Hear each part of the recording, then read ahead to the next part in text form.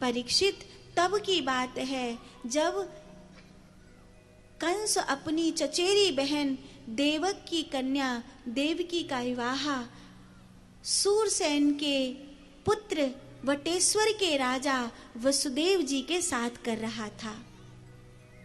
उस समय कंस अपने पिता उग्रसेन जी को कारागृह में बंद कर चुका था। अपने भाई सुमाली के साथ सब प्रकार से पापों का वर्चस्व कर चुका था और सब जानते थे कंस जैसा क्रूर कोई नहीं है।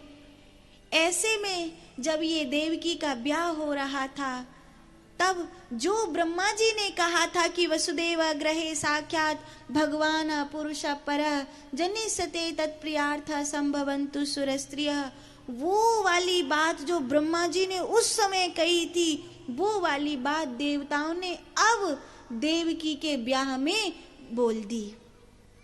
पति पगिड़म कंसा माँ भाषा वा शरीर वाक हस्सा षष्टमो गर्भो हंतायाम बहसे बुधा।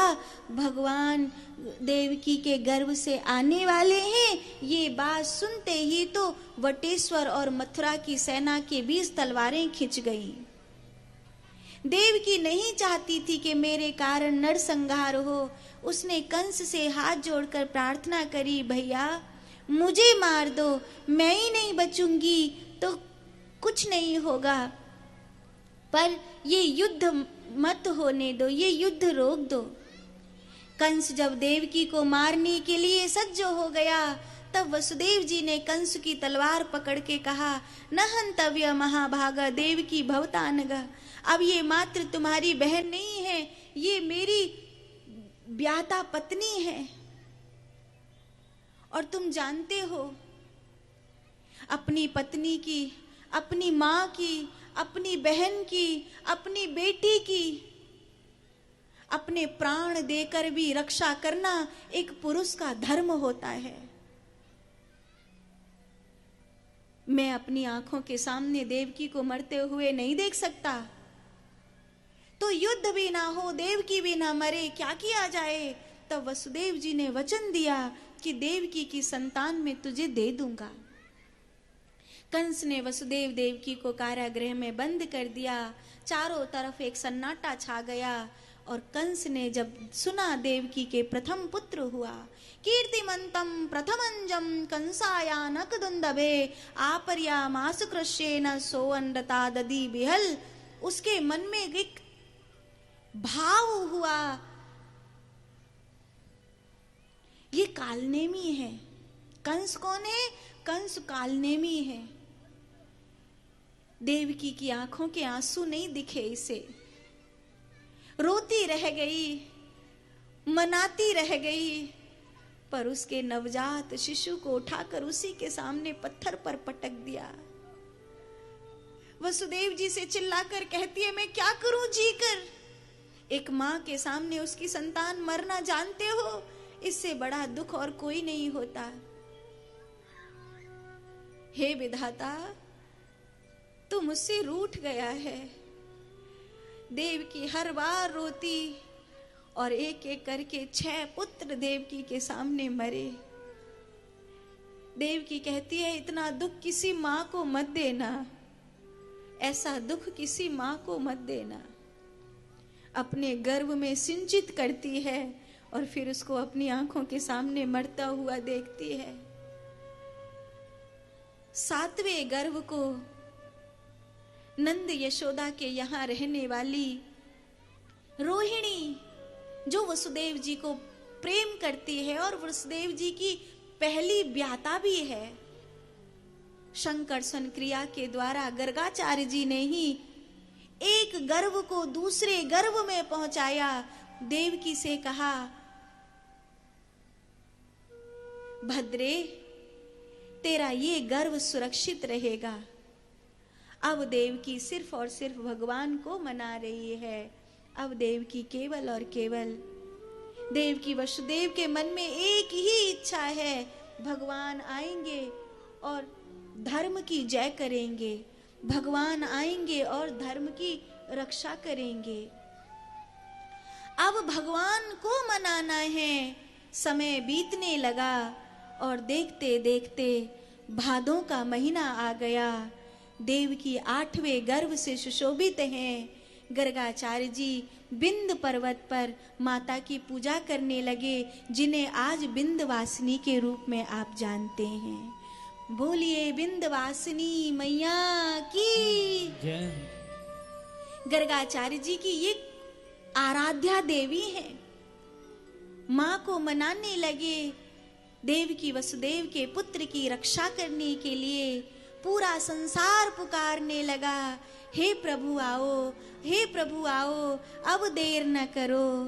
इस समय जो हिंदू जाग रहे हैं वो भगवान को बुला रहे हैं, हे नंदलाल बड़ी देर हो रही है, तेरी गैया कत्ल खानों में जाल रही है नंदलाल, तेरे जन मर रहे हैं, घुट घुट कर जी रहे हैं, कब आओगे? सुना था कलयुग में कल्कि भगवान आएंगे, इससे बड़ा कलयुग और क्या होगा कि धर्म सिमट गया है।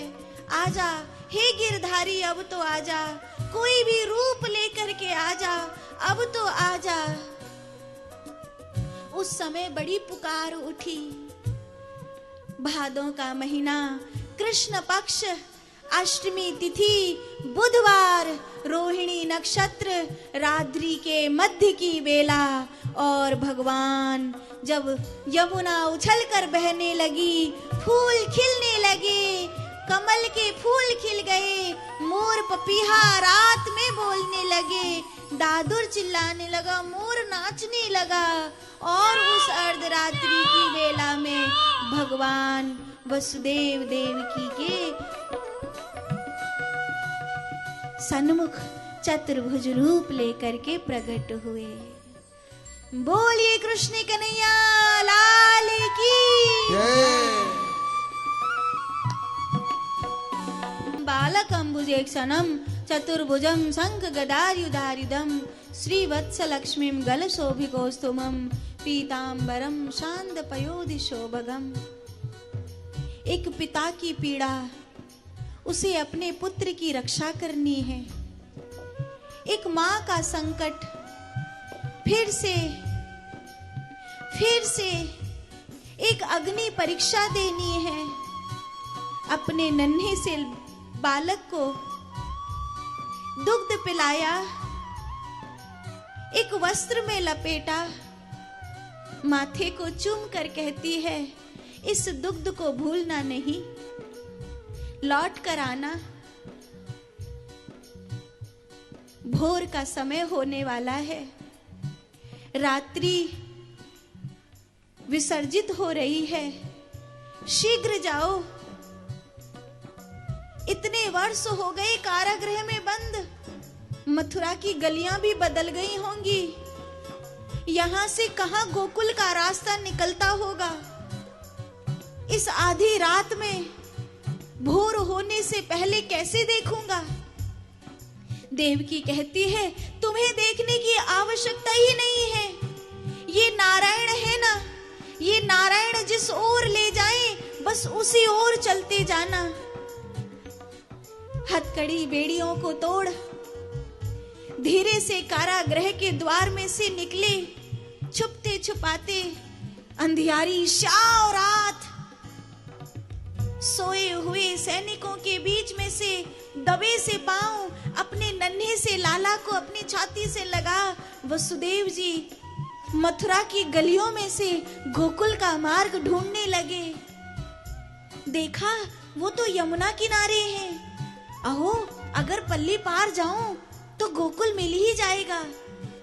उस भरी यमुना में, भादों की यमुना भर भंडार बह रही थी। अपने प्राणों को दांव पर लगाए देवकी ने कहा था ना, नारायण जिस ओर ले जाएं उसी ओर चल देना।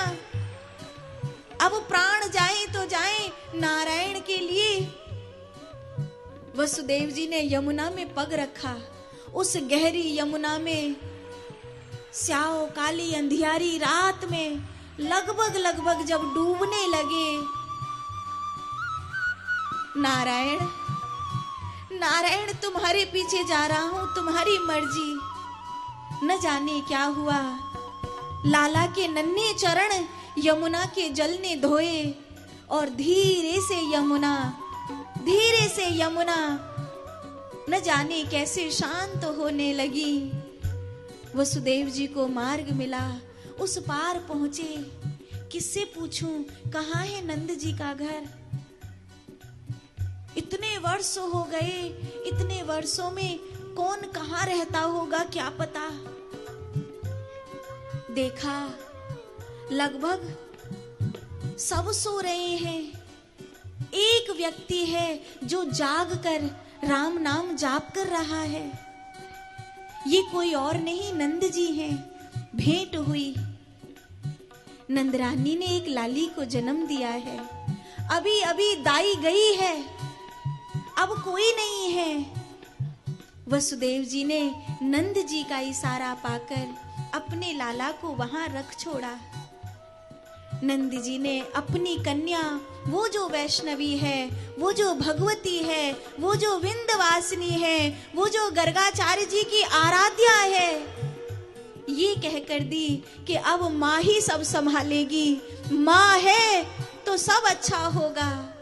और वसुदेव जी लाली को वहां अपने लाला को वहां छोड़ उस लाली को लेकर मथुरा लौटे।